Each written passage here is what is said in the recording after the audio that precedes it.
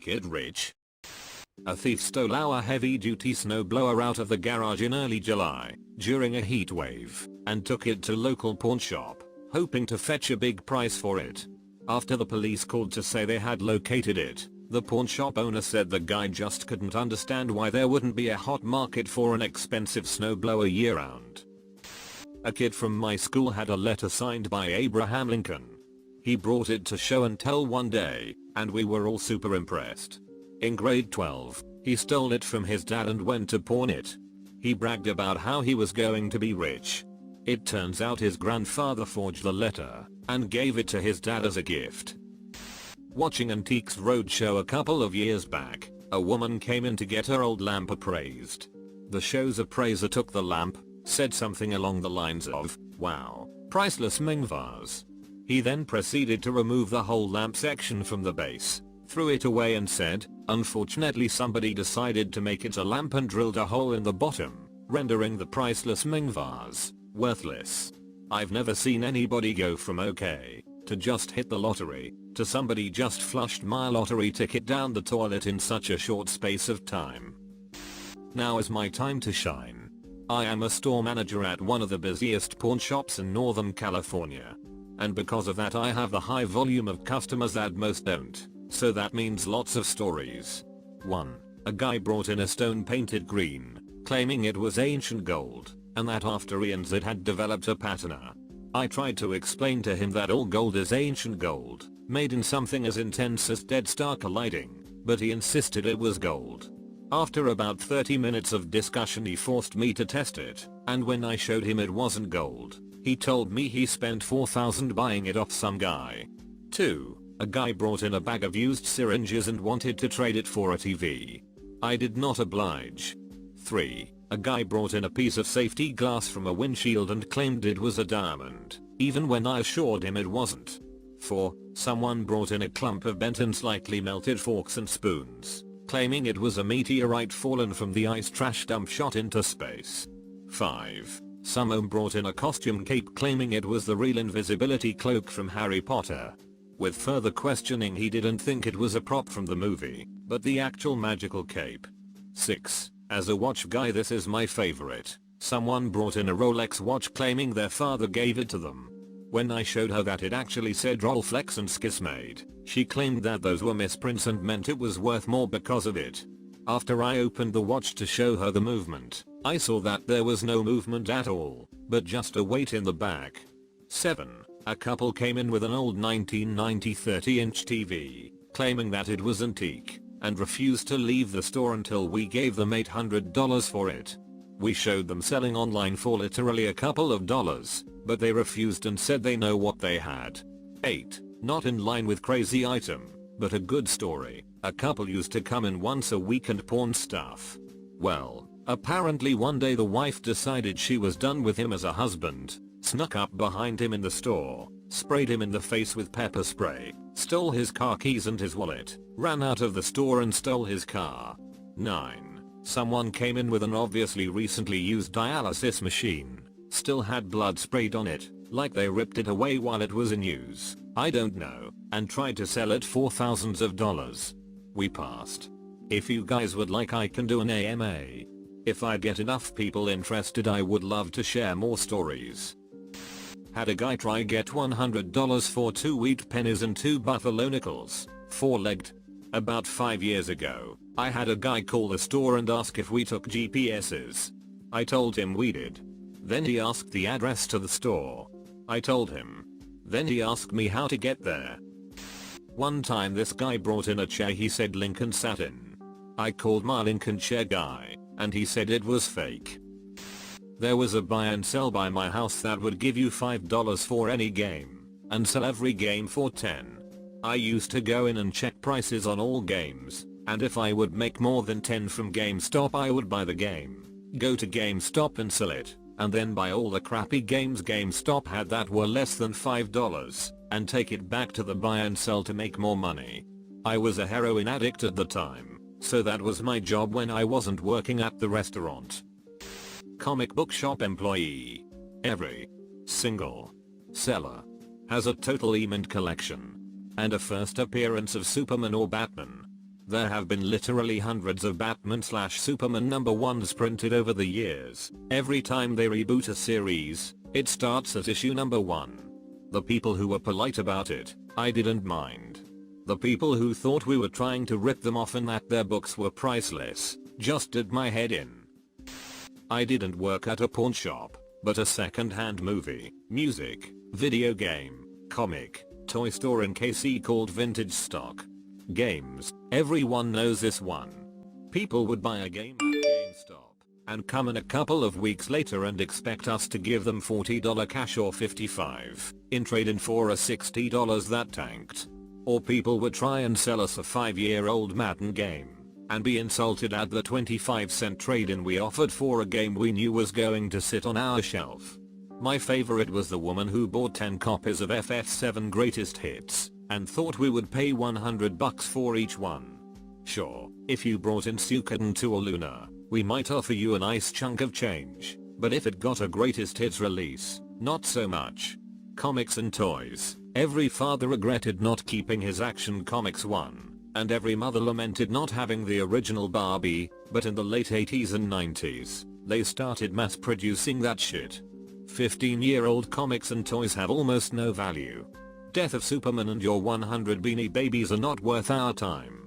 Sports paraphernalia, unless you can prove Joe Montana signed that football, or George Brett signed that card, we can't take it, at least for what you are asking. The Brett Favre rookie card is neat, but why did you use it as a coaster for your coffee mug? A signed hockey stick? Get the duck out. This is Kansas City, we don't know what a hockey stick looks like. Movies and music. In the early to mid-zeros, when Netflix mailed you movies and Steam didn't exist, all media was physical or downloaded off Kazaa. That didn't mean we would give you $5 for every DVD and $3 for every CD. Nobody wants to buy Yanni's Greatest Hits, and we already have 16 copies of Spider-Man 2. Garage sale moms would come in with trash bags full of random crap and expect to make a living off of it. We would sort through so much crap over the summer because a bored stay-at-home mom thought giving the grandma down the block a check for $20 for every DVD at her sale would net her hundreds of dollars. The big secret, that shouldn't be a secret, is that second-hand stores are still in it to make a profit. If the Beckett Guide says your card is worth $30, we are not going to give you $30. If we can sell your shitty, scratched corn CD for $5, we are going to give you $1.5 cash and $3 trade-in if we are feeling very, very generous. That Star Wars figure might be worth $500 and you only want $300, but if it's going to sit in the display case for a decade, we won't buy it. We want to make money, and if there is no demand, we will lowball you enough that hopefully you leave. Since I left, I heard they went to a standard buy/trade value, but when I worked there it was up to the manager, and the manager at the time kinda let the people who knew about the product determine the price. Yes, I massively undercut the obvious meth head woman who somehow found a copy of Risk for the PS1. Yes, I would buy a bulk bag of Magic cards, because I knew that if we started to price them, they would discover the few ones that are actually worth something. But 95% of the time people that bitched about what we were offering sold us crap that's still sitting in a clearance bin. Worked at a traditional games store. Had plenty of sketchy white trash people coming in with their kids' old Yu-Gi-Oh and Magic cards thinking they're extremely valuable. Usually it was just a mismatched starter set from the early 2000s or the like. I'm not sure what started the idea that old trading cards were going to be ridiculously valuable, but no, I won't give you meth money for your Dark Magician. The level of disappointment, and oftentimes outright anger on their part, was difficult to deal with. I began just telling trashy looking people, who weren't store regulars, that we didn't purchase cards. Did once have a guy bring in a collection that had an ugly looking Black Lotus. Gave him a good deal for it. Not a pawn shop worker, but this is still kind of a cool story, or at least I think. Either way, both the shop owner and I were happy with the events that went down.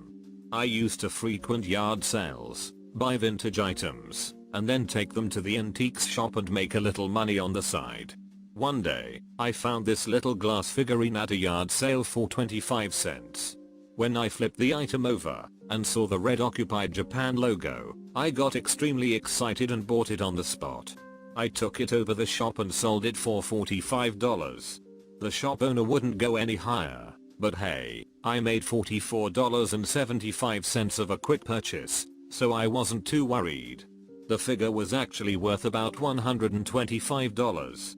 Either way, I made money, and that figure is still sitting in his shop for sale at $125.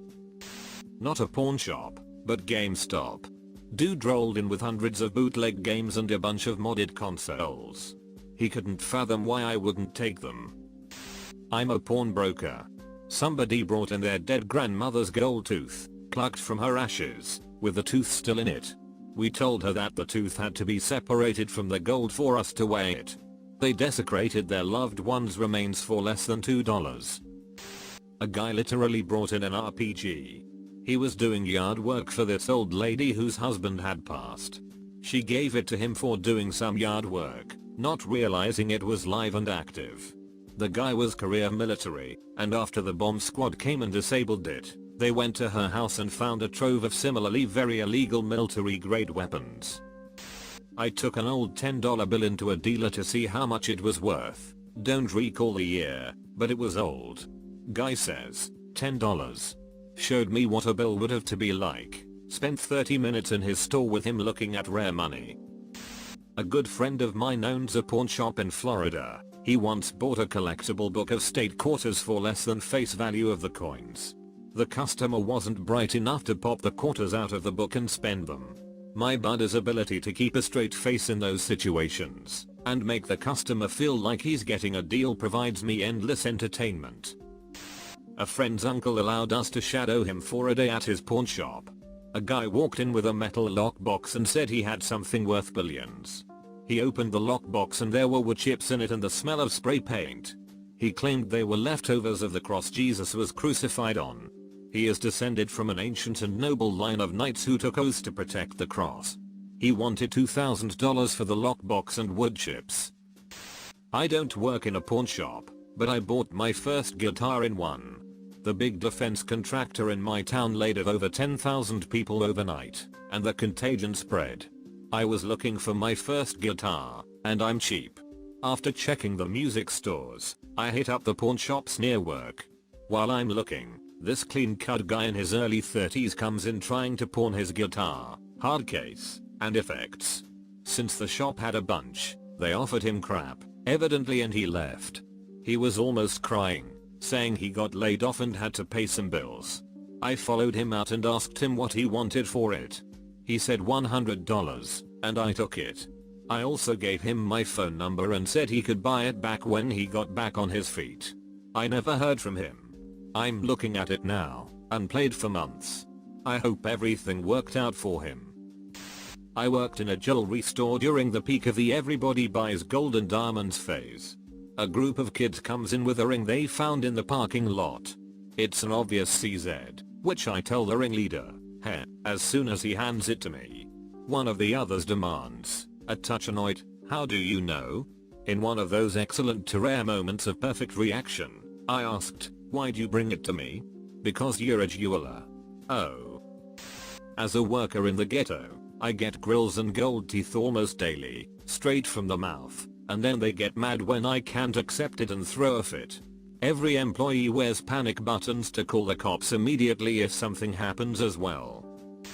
I may be late to this, but I worked at a pawn shop for about 6 years. I once had a customer walk up to the counter and slide a gold coin to me and say, I think this is gold, man. This particular customer reeked of bile and looked like he was high on everything possible. I looked at the coin and slid it back to him, and replied, I think it's a Chuck E. Cheese token, I can tell by the mouse on it. He just said, oh, and walked away. That was when I noticed he had shit his pants to the point it was almost all the way down his pant leg. I worked in a pawn shop for around 7 years or so. We had people trying to pawn fake jewelry all the time. The best part was when they didn't know it was fake. So many women left yelling about that cheap son of a bitch. I can't even remember half the stupid shit we turned away. There was one thing that we didn't turn away, and we should have though. And I love this story. One of the other employees took in what he described as a 24k gold baby bracelet. It was a cock ring. A golden cock ring. This employee was a bit of a know-it-all, and he liked to rub other people's mistakes in their faces. He eventually went on to become manager, and then district manager, and you can bet your ass I made sure that every employee under him knew about the baby bracelet. He never lived that down. Had a guy try selling me a gun. Before I could even nope him out of there. Shop is in New Jersey, we do not buy guns. He began to point the gun around with people all over the store, pulling the trigger. That guy was a special kind of guy. Fortunately the gun wasn't loaded, but still. I don't work at the pawn shop, but my friend does. People bring in dumb shit all the time, to get a few dollars for dope. It starts from a Candies box stolen from a shop next to the pawn shop, to plungers, rubber ducks, electronics, real and fake jewelry they thought was real, and ending on cars. I just have to say, I've only tried to sell something to a pawn shop once, some kind of CB radio setup and related components, and they offered me $20. When I told them that wasn't enough, they laughed at me and said I wouldn't get a better offer anywhere else. I ended up selling it on Craigslist for $300.